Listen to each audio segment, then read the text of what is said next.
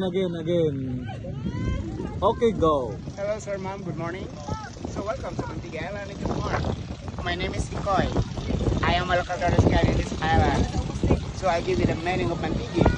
M stands for man. Okay. A stands for adventure. N stands for nature.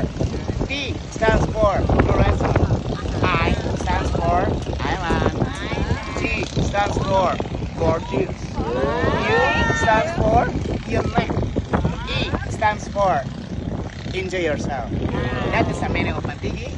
Camiguin is come again. Thank you for your amazing today. But if you walk around in this island, please watch your step, watch your head, and watch me next. Okay, for the swimming area, there is a brand. Okay, Island dili sir kay Dr. Ria sa mga bangka.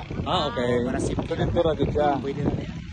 Okay, thank you. Si Kuya man gud sa una, mo gini kanang guide ni siya sa katong glass boat nga makita tong panding sa to ya. Katong mga Duri? ang mga fish. Nemo, corals, crabs, turtle.